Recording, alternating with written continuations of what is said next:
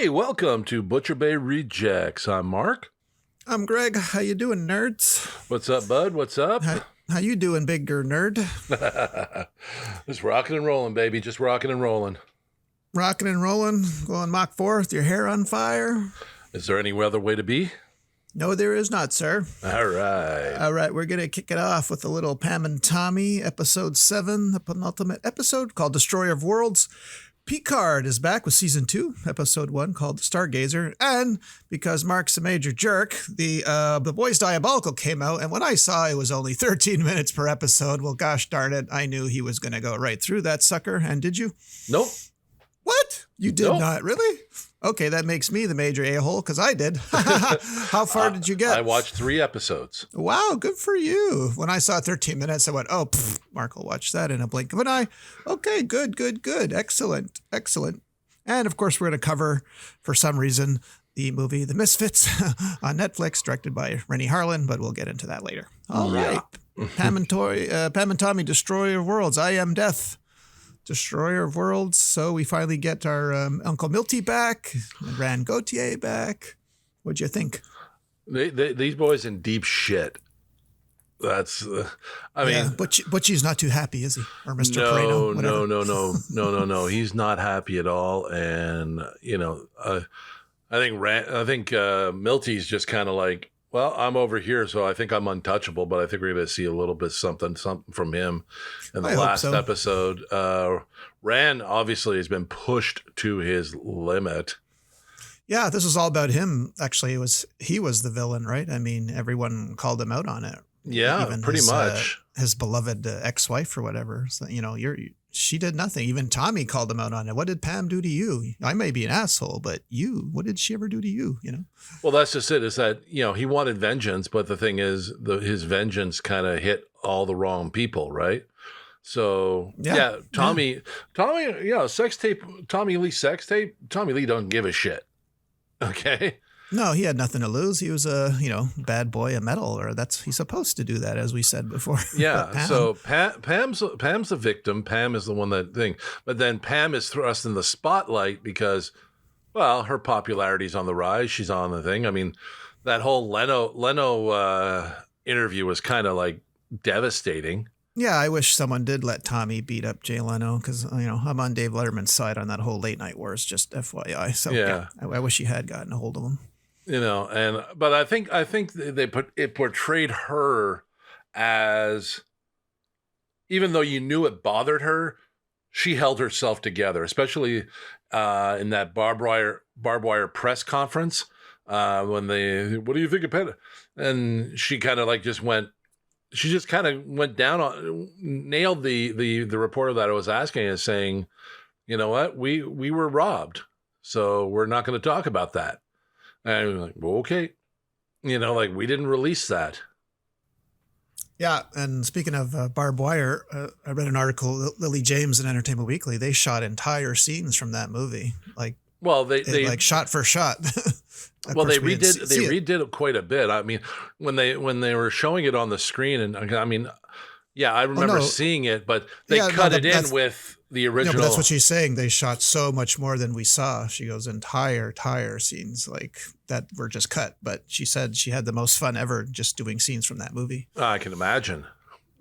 I mean, just imagine she's shooting all the reshoots of the stand-ups and the posters and everything just to have her on it, So it was like, wow, yeah, okay. No, they went all out for this, but I mean, no, the whole thing was just kind of like. Now I'm still trying to figure out where that Seattle connection's going to come in. I'm guessing we're going to see it in the next tech guy. Yeah, the webcam guy there. Yeah, the guy that laughed off Rand Gautier initially because he was speaking like what? Rand kind of saw the future of the internet, but this guy didn't. And for some reason. Now, is he going to get a hold of this tape and distribute it that way? Who knows?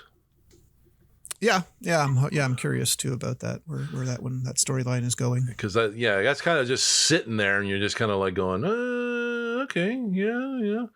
Yeah, because we still have webcam girls today, which is essentially what he's doing, right? Right. Exactly. And as much as you feel bad for Rand for being the asshole, or being a victim to Tommy Lee, but then trying to get back, and he sees nothing. Like, his message to Tommy was karma is coming, but hey, karma's kicking him in the ass too. Yeah, exactly. Like he's not getting a free ride out of this. He only asked for what was owed him, and that was it, just to get himself. But I mean, Butchie's expecting a little bit more. Yeah. Like his attempts to be an enforcer, that was funny. Oh, yeah. Yeah, give him the half bat there. Hide it in your sleeve. And they're trying to fight at the bus stop, and I'm like, oh, come on, really? I actually thought when he saw what book the guy was reading, he was going to let him go because the Celestine Prophecy would have been right up Rand Gautier's alley. But, I guess he was too far gone at that point to care what the guy was reading. Well, after he was getting his knee caved in by Butchie, come on, it's like. After eating the cherries. Oh, God. Fermenting in Fernet Branca for 2 weeks. Oh, God. Fernet Branca on its own is not. I mean, I've had cherries marinated in moonshine, and that was kind of like rough, but something marinated for 2 weeks like that. Oh, my God. Just a nasty kind of thing. Quick buzz, but. Yeah. Yeah, but you better have a chum bucket on standby because it's coming out one way or the other, or one end or the other. No kidding. Oh, my God. Yeah, so, I mean, I still think there's still quite a bit of story to tell, so I'm thinking this last episode coming up is going to be chock full of whoa. Yeah, going to be a lot to cover in that episode next week, episode 8. I think so.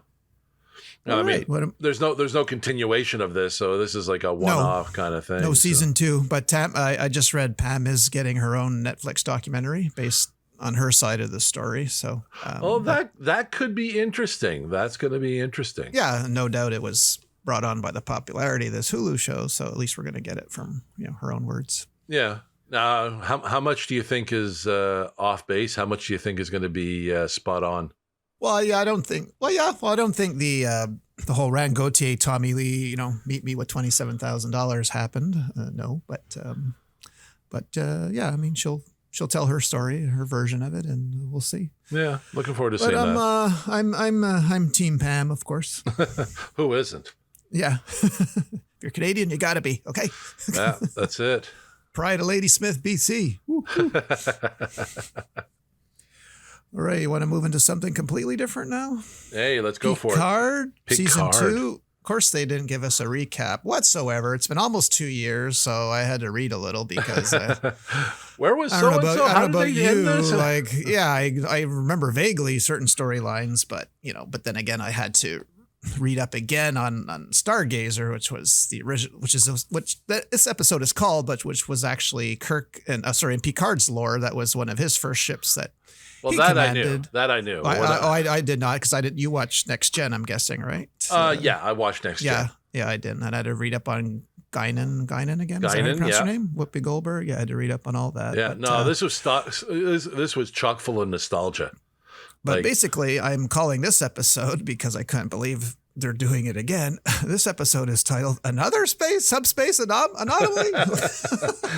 It seems to be that in every, because I'm watching Discovery now, and that's the same thing that's happening in Discovery. Subspace Anomaly. There's always that. Anomaly. And close those by ejecting a warp core. If they haven't figured that out yet. Exactly. Yeah. Eject the warp core. Yeah. Detonate it. And then firing in a little photon torpedo with a little chaser there.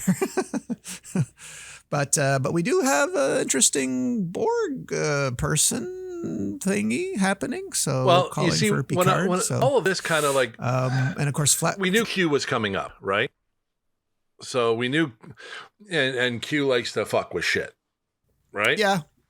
Yeah, especially if he hasn't fucked with you in quite a long time. Exactly. Like the trials are never over. So to me, like we open this up, and Picard's in his vineyard, and he's living his life, but he's also admiral and giving the speech at Starfleet Academy and all that. We've seen the characters from last season move forward. So some are brought back into the fold. Some are just doing their own thing. And, and one of the things that stood out to me was when after he gave his speech and he's talking to, I can't remember her name, the commander of the Stargazer, of Excelsior. The Rios? You're talking about not Rios. Rios is the captain of the Stargazer. You mean 7 of 9? No, the other one. Raffi? What? Raffi, yes, Raffi. Commander, Raffi. She's on the Excelsior. She's commander of the Excelsior. Yeah. And he says he's thinking of redoing the Kobayashi Maru. Yep, another callback to the original series there. Oh, and that's... Now, in that same breath, did you catch they named a Hikaru Sulu ship? Did you catch that? Yeah, okay, good. Yeah, I caught that. But now you fast forward to the end of that episode and they're in a no-win situation. Yeah. Yeah, he wants to do the self-destruct too, right? I mean, basically. Exactly. So like all that, I think, was a big Q setup. Well, the Kobayashi Maru. Yeah. And like, well, seeing as how it ended, yeah, because he's mysteriously transported elsewhere, right? And right before that happens, the Borg Queen tells him to look up, which is what his mother told him to do, right? Look up at the stars. Forever we're fighting, your father and I. Because I did like that whole flashback scene with his mom. Yeah. So I mean, we've got some interweaving now. We got to now the thing is to think of, is this actually connected to Picard or is this Q fucking with everything? Yeah. Right? So like they're put in the impossible situation. That's just like Q to do, right? Yeah. How do you get out of it? How do you and he's not a one and done. I read an article. He's in at least 8 of the episodes. So this is not a one and done Q. So this is a whole Q's going to mess with everything, right? Yeah. And it's they're put what if this is a whole what if, right? What if they went back and Starfleet was a complete totalitarian thing? It's like Crisis on Earth X from the Arrowverse, right? Yeah. Where everybody's the bad guy. You know what I mean? So now it's like, now they got to navigate through that. So this ought to be really, really interesting. I mean, the writers on Picard are pretty top notch. So they're good at really, really sending you one direction and then pulling the rug right out from underneath you. So I'm looking forward to seeing what they're going to do with this. Yeah. I think this is the end. I think there's only two seasons slated. So I believe I read that there's no season 3 of Picard. So yeah, it'll all come to an end. But like I said, it's stock full of nostalgia, right? You got the Stargazer, which was Picard's first ship. Now, obviously, it's either a retrofit or a rebuild, and they're built with Borg technology, just like Picard is a retrofit rebuild, right? Yeah. Synthetic. Yeah. So now we have that the whole back to the conversation with Guinan. Like he used to do on the Enterprise, whenever he was troubled, he'd go see her at the bar and she'd talk him through it, right? I like how she aged herself, for him, for his sake. Really? No, she didn't really age herself. It was Q that aged himself. Oh, yeah. But I like her line of, okay, is this top shelf conversation or hooch? Hooch. This is going to be a rough one. Yep. Just get Turner. Let's go. All right. Sorry and Brandy. Let's go. But no, like I said, the nods back to the original series are all there. It's and I'm guessing it's not going to be the first, because I think, if I remember correctly from the trailers, they're going back in time. So this is all Voyage Home kind of they go to present nods as well. Our present day anyway they go to. Yeah, so that ought to be really interesting as well. Because hey, who didn't love Voyage Home? Yep. Gracie's pregnant. Save the whales. I'll double dumbass on you. Yes, sir. All right. Well, so stay tuned next week, guys, for the review of episode 2 of Picard. And let's get into Some Boys Diabolical on Amazon Prime. This is not a show I thought it was. I thought it was going to be a continuation. I didn't know it was. Okay, Aquafina wrote this episode. Andy Samberg wrote this. So the first Garth Ennis. Yeah, the first episode, Laser Baby's Day Out, is probably my favorite because it was very Tex Avery, Looney Tunes. Like even the animation looked like Looney Tunes, right? Did you? Actually, I felt it was a lot more Ren and Stimpy than Looney Tunes. Yeah, a bit of that in there too. Even the Grinch, geez, the animation was outstanding. I love the whole. It's kind of like that episode where in The Boys season 2 where they pick up the baby with the laser eyes to kill. Yeah. Of course, this baby can't shoot straight. It can only shoot laser beams out of her eyes unless she sneezes. So then hilarity ensues. But not really a word is spoken in this episode. It's just all action, basically. All emotion, yeah. Yeah. But definitely probably one of my favorite ones. Like I kind of find it odd they didn't, and you saw 1, 2, and 3, so I kind of find it odd that in the third episode, I'm Your Pusher, it wasn't voiced by Carl Urban. Carl Urban. Yeah. Some voices were the same, but yeah, Carl Urban didn't do the voice. But the animated short where pissed off soups kill their parents. Okay, just you'll catch this reference. I was going to name this episode of our podcast "Ranch Dressing Cum Squirter," but I didn't want to offend the 3 or 4 of our listeners that are actually listening. So that was my favorite superhero name from that episode 2. Yeah, Ranch Dressing Cum Squirter. But my favorite was the third one. I didn't really care. I didn't really care for the animation of the first 2. Well, that the second animation was a very the co-creator of Rick and Morty. So the girl ghost, you notice, looked a bit but I'm Your Pusher was pretty a pretty funny one there. With basically going after the dealer. I preferred the animation style. Yeah. The story had a little bit more to it.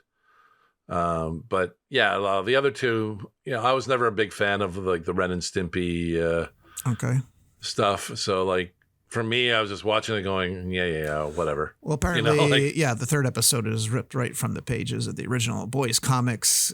Billy Butcher, he goes after a narcotic supplier into spiking a certain superhero's fix. Yeah. What was that guy's name? Way Beyond or Way Beyond? Something like that. Yeah. Kind of a Superman-like character, and that was pretty. Just totally tripping, coked out of his mind. Yeah, the whole ending of that episode is worth it.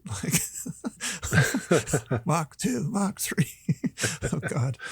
Crash. Yeah. Yeah. No. Like I said, for me, I wasn't expecting them to be animated shorts, and I didn't really expect them to go that style. So it was kind of like I was a little thrown off from that. I was expecting like you a serial. Yeah. Yeah. So it's kind of like, okay, now I've seen it. Now we'll see what the other episodes have for it. But, Jason Isaac actually voiced Butcher. Oh, did he? Yeah. Oh, well. And you've got Jason Isaac. It's okay not to have Carl Michael Urban. Cera, of all people, was a great wide wonder. Well, you know what? They can mix it up, right? They've got Kripke's got friends. Yeah. So they can mix it up. They can have a few people come in, and it's and it works. So, but it was so far it's okay. I'm not super impressed, but we'll see what the others have to offer. Okay. All right. Good to know. So you want to get into a little of the Misfits? The Misfits, yeah. All right. Let me ask you a question, Mark. What happened to Rennie Harlan? He directed most of our favorite 90s movies. Would you agree? Like action movies? I believe so. He did Cliffhanger with Sylvester Stallone. He did Die Hard 2. Yeah. Cutthroat Island, which I still think is a little bit underrated. But my favorite action movie of all time. Well, of the 90s is The Long Kiss Goodnight with Samuel L. Jackson and Gina. Yeah. Why this sequel has not been made to this movie, because all three main characters are still acting, I don't know. But then, I notice over the years he's gone down, and I don't know. What do you think of the Misfits? Let's just start there. I mean, it's one of those movies that, hey, looks good. It's filmed in the same sort of style as you see in things like Fast and the Furious and so on and so forth. It has that kind of cinematic thing. Yeah, it's slick. It's slick, but it's lacking a lot of depth in the characters. Like, what hurt it for me was the addition of Nick Cannon. He should not have been in this movie. So right away, that was a strike one. Go for Michael B. Jordan or something. Get somebody else in there like that. Yeah. Nick Cannon kind of like went, all right. I mean, they tried to do some over the top aspects of things and so on. And I mean, Rennie Harlin is good at over the top. I mean, just look at the Adventures of Ford Fairlane. Yeah. Yeah. So, or even, but it's that one's over the top, but you're loving everything that's going with it. So I gotta blame this movie on the writing. I gotta think that it didn't have enough depth in the characters. I mean, okay, Pierce Brosnan's character is interesting, but you just get surface from him. Actually, all the characters, you just get surface. Okay, there's nothing other than them trying to right wrongs and so on and so forth. You get nothing more than what you see on the screen. Yeah, I can't even point to a favorite scene or an outstanding acting job or character. I can't. I don't know about you. There's not one thing. No. It just everything was just there. It's one of those movies you watch. You kind of you watch it. You're going along with it, but as soon as the movie's over, you forget it. Yeah, nothing stands out. I mean, the only really interesting twist was his daughter. I hope. Right? Yeah. And that was pretty much it. Like, okay, you're gonna do the a heist in a prison kind of thing. There's more ways of like that whole sequence just kind of like all happened. There was no sense of dread, no sense of like these guys mapped everything out. Everything went off without a hitch, and that was it. End of movie. And they say, let's do it again, at the end. Are you in? Like, there was no hiccups. There was no sideways. There was no tension where they had died. Or nobody came close to dying. You'd think at least someone would take one in the shoulder, But that's just it. There was no tension. There was no ups and downs. There was no, we're in deep shit. I mean, the closest thing they had to a we're a deep shit moment was when the guy turned the ovens on. Yeah. It doesn't do anything else. There's no like, I mean, if they really had his daughter at the end, then that's the twist. Then they got to regroup. Then they got to come back. You know what I mean? Now they have a hurdle to jump over. If you go to the Aaron Sorkin style of writing, and we like his shit. You got your heroes that have to get to a certain point, and they have to overcome hurdles to get there. It shouldn't just be a straight line. It's got to be twists and turns and curves, roadblocks and detours. You have to have that in the story. And well, guess what? This one didn't. This was just a straight line. Yep. I don't want to waste any more time on it. So, in this one, the coyote actually did go through the hole in the rock. That's right. That's all, folks. Yeah, pretty much. All right, let's get into the news of the week. Did you watch the trailer for Bullet Train with Brad Pitt? I did. I'm kind of like, I'm a little Okay, we'll see what this happens. I mean, again, it looks slick, like we had discussed earlier. I got a gunpowder milkshake vibe off of it, but I don't know. What do you think? Yeah, I don't want to dissect it too much, but David Leitch, who directed this, did do Deadpool 2. He did Hobbs and Shaw. He did Atomic Blonde. He was a producer in John Wick. So I think, the action will be slick, but let's see if it's got any story. But good cast. Aaron Taylor Johnson, kick ass. He's in there. Sandra Bullock, Zazie Beetz, who was also in Deadpool 2, Domino. Michael Shannon. You got a good cast. You got a good cast. It's just a matter of can they bring it all together. Yeah. I'm hoping they do because it does look interesting. But we'll see. I'm reserving my judgment till after it comes out. Yeah, exactly. And of course, we're going to have a review of the HBO Winning Time: The Rise of the Lakers Dynasty, which comes out on HBO next week. So we'll have a review of that. Should be interesting. That should be interesting. How Jerry Buss, the owner of the Lakers, got Magic Johnson straight out of university to come play for him for the Lakers, and of course. Now, did you find out if this is going to be like an accurate? Yes. Yeah, it is. Yeah. Okay. Yeah. So that ought to be interesting. Yeah, and I like the actors they got pretty much resembled the main people, so it looks well done. It's HBO, right? They don't churn out crap, like they're known for their programming. Well, you know what? When you're trying to cast a basketball team, especially that basketball team, you got slim pickings as to who can play what. Yeah, not many. 6'7" guards. That could play Magic Johnson. Exactly. You almost got to go out to the courts and go, yeah, you'll do. Yeah. Say this line. You're good. Come here. We're going to coach you along the way. Well, isn't that what they kind of did with I don't know if you ever saw the movie Eddie with Whoopi Goldberg. Oof. Where she becomes the coach of the New York Knicks. Maybe a while ago. That's an old one. It was a while ago. Okay. I kind of like it. That's that whole the whole underdog thing.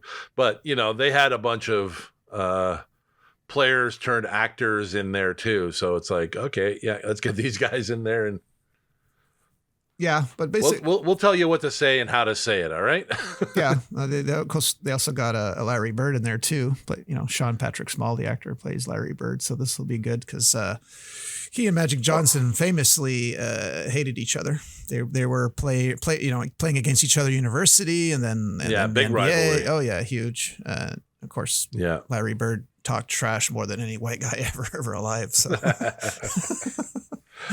Even Richard Pryor is going to be in here, played by Mike Epps. So really. Oh yeah, they're really going. Paula Abdul is in there. Jack Nicholson, Laker girl. Yeah, Jack Nicholson. Who used to sit in the front row of the Lakers games with the sunglasses. Yeah, he's in there. Yeah, exactly. Paula Abdul started off as a Lakers girl.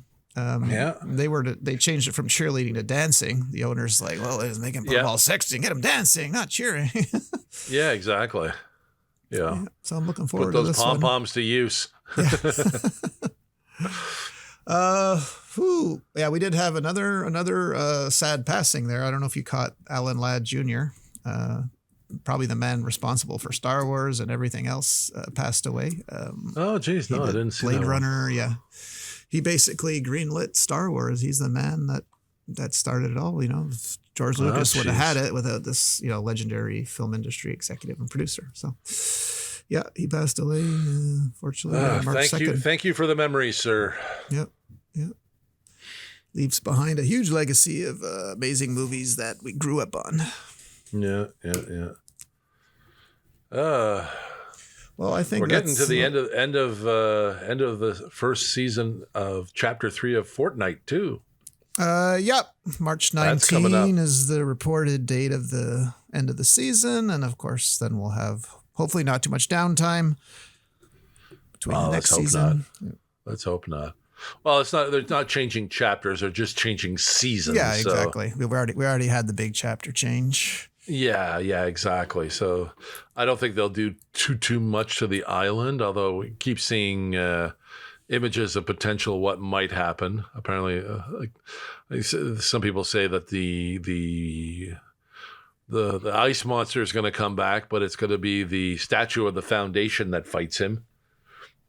The Daily Bugle is going to get loaded up with lava. I've seen that image, so should be interesting. Hope we got better skins. I think you have enough skins in your locker, sir. The most expensive thing you own now. Good thing nobody can steal it. Okay. Well, actually, that's not true. You might get it wiped out like your friend got hers wiped out. But yeah, she got it back, though. Yeah. She got it back. Well, she had to prove to them what she bought and had, whereas you guys should be the ones telling me that, not me telling you. You know, you took my money. You tell me what I bought. Yeah, no kidding. No kidding. And you said you might cover Survivor with me, possibly. You'll check out an episode. Yes, next I week. will check it out. I will check it out. So, and of course, we saw the trailer for The Adam Project on Netflix with Ryan Reynolds. A little time travel. That's coming up next week, right? Well, yeah, it comes out March 11th, so we can have a review of that for you too, because that looked pretty wild there. No, I mean, so far, Ryan Reynolds has not failed us. No, I know everybody bags on Green Lantern, but I still think it was okay. Well, I'm hoping the kid that plays the young Ryan Reynolds acts just like him, has the same mannerisms, you know. Oh, yeah. These are for toilet vodka enthusiasts. Toilet vodka. I got to rewatch Red Notice. Yeah. I haven't watched that, but that's got to be. I got to rewatch that. That was just if he can do the same Ryan Reynolds deadpan delivery, you know, and it'd be perfect. Yeah. And for those of you on the toy front, NECA is now set up to release the Alf figure. Oh boy, that's in pre-order. Of course it is. Check it out. And they're also releasing a lot of the more of the Gargoyle series. Yeah, yeah, I saw that. Yeah. I mean, my Goliath looks fantastic. Thalog is apparently out there, but they got Hudson coming out, Demona, Bronx, and I've seen I think it was from Toy Fair. They've shown pre-models of the other three, Lexington, Brooklyn, and Broadway. So yeah, those of us that want to have things out, I know you're going to put them in a box and leave them there. Yeah, well, I'm trying to stop buying those big ticket items. You know, I'm sticking with photos now, and getting autographs on photos. That's what I'm trying to do now, because those damn plastic toys take up too much space, as you might know. Now, I wonder if this Gargoyles figure series gets going. Do you think they would try to revive that movie as a movie? Yeah, possibly. Show up Keith David again as the voice of the voice. Well, it would go on Disney Plus because it was a Disney show. Oh, that's right. Yeah. You know, see, I still think we can do a live action, but make it a continuation from the cartoon, and have them in today's kind of thing, and that way you can bring the original voice actors, which were all next generation actors, back as their characters, which would be kind of cool. You know, Jonathan Frakes as Xanatos, but an older Xanatos. You know, make him not have the ponytail. You could probably talk about toys till another 3 hours. So, okay. Well, actually, I was going to talk about the plot of a potential Gargoyles movie, but hey. Let's save that for next week. Okay. We don't want to lose the 3 listeners we have. Okay. Next week, guys, if you want one of them must like Gargoyles. You just got to. Well, I don't know. The odds are against you, but yeah, you never know. Okay. Broaden your mind, son. Broaden your mind. All right.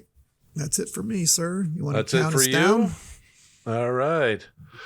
Well, everyone, you can, if you're out on the interwebs, you can find us in many locations. You can find us on YouTube, search Butcher Bay Rejects. You can find us on Twitter at Bay Rejects. Over on Facebook, we have our own page at Butcher Bay Rejects, as well as at Butcher Bay Rejects on TikTok. And then you can find us also on our website, butcherbayrejects.com. And then you can, to listen to us, also you can go to all the podcast platforms. We're on Apple Podcasts, Google Podcasts, iHeartRadio, Alexa Tune In, Amazon Music, Spotify, and Pandora. This has been Butcher Bay Rejects. I'm Mark. I'm Greg. See you next week, nerds. Take it easy. Bye. Bye.